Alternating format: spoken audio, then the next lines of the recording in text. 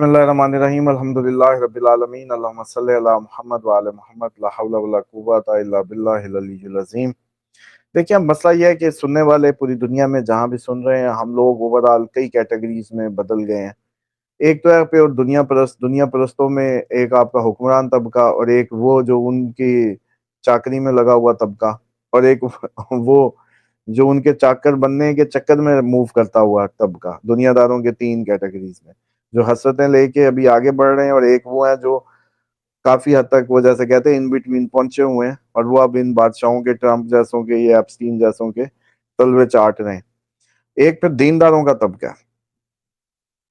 दीनदारों का वो तबका जो फ्रंट लाइन पे शैतान को मत्था दे रहा है या टक्कर दे रहा है। फिर एक वो तबका जो इनके पैरवी में आने की या इन बिटवीन करने की कोशिश कर रहा है। और एक वो जो घर बैठा सिर्फ सोच ही रहा है दीन के मुतालिक या मुसलमान होने के मुतालिक या इनकी मदद के मुतालिक, वही सेम। अब ये छह तकरीबन, अगर वो, और एक माशाल्लाह तबका वो दुनिया में है जो ना इधर का है ना उधर का है। वो प्योरली वो जैसे कहते हैं ना कि शैतान की उसने उसने तो उसको लिस्ट से ही आउट कर दिया है ना। वो तो भूसा है, कभी भी जल जाएगा वो, ऐसा वो है। ना इधर है ना उधर है। ये सातवीं कैटेगरी कर लो। तो मैं समझता हूँ कि जो ये जंग है वो टॉप हेड्स की है अब, इसलिए समझ नहीं आ रही। निचले तबके तो सिर्फ अपनी मर्जी के ख्वाब सजाए बैठे हैं, इनके भी उनके भी।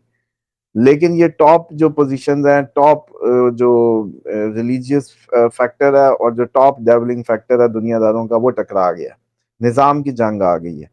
ये निजाम की जंग है, और निजाम की जंग, निजाम गिरने जा रहा है। रिनाइसेंस जो 19वीं सदी के शुरू में यूरोप ने एक नया करवटें ली थी, आप देख लें यूरोपियन एथिक्स और बाकी।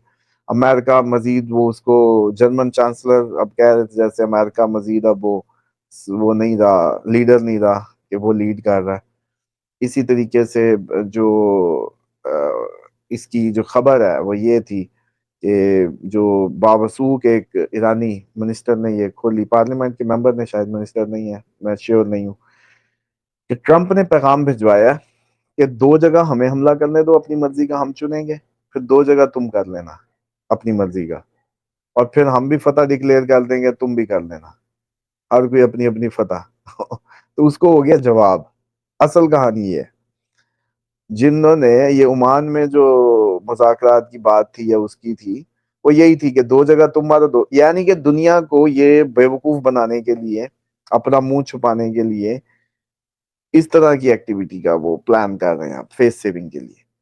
क्योंकि याहू तो इसको चाहता है कि हमला ही हो, और हमला ही होना है। कोई इसमें डील नहीं होनी 12 मार्च तक, जब तक जुपिटर रेट्रोग्रेड है। तो इसलिए मैं समझता हूँ कि ये आगे आ रहे हैं, डील के लिए नहीं आ रहे। पूरा प्लान ये है कि भाई एक दफा जरा चला के आप देखें तो सही भी कितना मामला होता है। क्योंकि इन्होंने कोई एक अटैम्प्ट नहीं, पिछली दफा भी की थी, उससे पीछे भी की थी। ये कई सालों से इनका यही मसला है कि ये एक निजाम से दुश्मनी है, निजाम इस टाइम टकरा रहा है। दूसरी खुशाइन बात यह है कि पहली दफा ईरान और सऊदीया इनकी वो प्लेइंग उसमें नहीं आ रहे, प्लेइंग फील्ड में। जो इधर खिते में बहुत ज्यादा इनकी वो एक्सपोर्टिव वो था, एलिमेंट था, इस दफा बल्कि first time in the history एक शिया मिनिस्टर बना दिया अपनी कौंसिल में सऊदीया ने। ईरान को कह दिया कि जिधर मर्जी मारो, सऊदी ना मरे तो हम न्यूट्रल रहेंगे। ये बहुत बड़ी बात थी। इसी तरीके से ईरान के ऊपर हमले को भी कंडेम किया या उससे उसको वो किया। तो ये एक बड़ी जबरदस्त अलाइनमेंट है उभरती हुई इस खिते में, जो इस खिते के लोगों के लिए और जो सऊदीया में रहने वाले शिया कम्युनिटी के लोग हैं उनके लिए भी, और ओवरऑल भी जो भी ये सेक्टेरियन इज्म को जो बनाया गया था। हालांकि इस्लाम का मकसद या एक्चुअल मंबा जो है वो सिर्फ, तमाम अंबिया सिर्फ आपको आपका मुंह ऊपर कराने आए हैं। दो लफ्जी बात है, फिरका इसमें कहाँ, ये मुंह पकड़ के ना तो यूं कराने आए हैं, एक है बस, उससे जोड़ने आए हैं। अब हिंदुइज्म हो, सिखिज्म हो, ये जितने भी मजाहिब है, ये किस लिए हैं? ऊपर वाले से जोड़ने के लिए, ऊपर वाले से कनेक्ट करने के लिए। तमाम ईसाई हो, जो भी हो। अब मसला ये है कि हमने तार मिला के देखनी थी भी किसकी मिलती है। तो सबसे ज्यादा जिम्मेदारी बनती है मुसलमानों की कि प्रैक्टिकली अपनी लीड को संभालें और शो करें कनेक्शन, डिवाइन कनेक्शन शो करें। लेकिन अब तक माशाल्लाह मुसलमानों के अपने ही मुंह दिखाने के काबिल नहीं रहे, तो इन्होंने वो कनेक्शन क्या शो करना था। या तो ये अबाबील उतरती दिखा देते।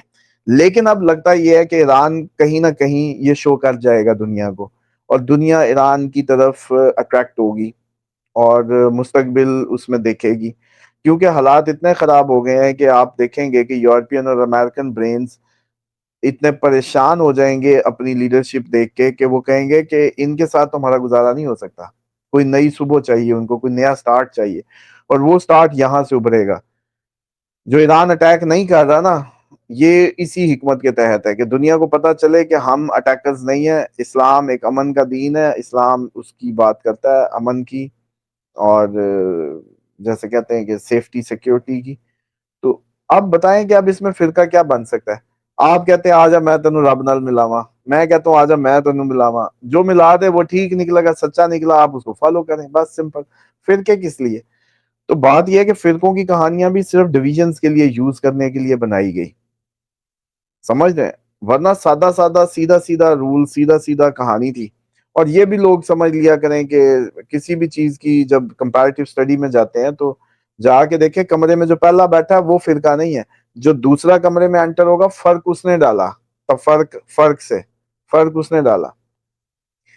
और अब जो सूरत हाल है, क्योंकि ये एक वो जंग शुरू है जो एक्चुअली शैतान ने 100 साल बाद, आपको याद होगा हमने इस पे कई दफा काम किया है कि एक वो बलि तैयार करता है, वो बलि खून बहाता है, खून बहता है। और उसका तो साथी भी सबसे ज्यादा धोखे में होता है, क्योंकि वो उसका भी नहीं होता, शैतान उसको थोड़ी वो करवाएगा कुछ, उसको वक्ती उसमें डालता है, बाद में भाग जाता है। और अब लग ऐसे रहा है कि करीब करीब वो दिन आने वाले हैं कि अमेरिका वहां ला के खड़ा होगा कि जंग भी सर पे आ जाएगी और वापस भी नहीं जा सकेगा, और फिर होश आ जाएगा और समझ नहीं आएगी अब करें क्या। और क्योंकि ईरान ने ऐलान किया कि जहां भी कंपनी हुई, जहां भी आप हुए दुनिया में, हम उधर जहां तक मिसाइल गया मारेंगे। और अमेरिका भी पूरी तैयारी इसी तरीके से याहू की माँ पे कर रहा है, और याहू इस दफा कोई बहुत ज्यादा खतरनाक हथियार भी इस्तेमाल कर सकता है ईरान पे, इसके चांसेस मौजूद होंगे कुछ डिसाइसिव करने के लिए। और सेकेंडली ये है कि इस सारे चक्कर में आप अपना और इंडिया को मत भूलें। आप लोग असल में मुझे लगता है कि वो जैसे सारे जहाज देखते थे ना, सारे अब ईरान अमेरिका को देखने के चक्कर में अपना आप भूले हुए हैं। ये इंडिया जो तैयारियां कर रहा है पिछली दफा की, वो अभी रहती हैं।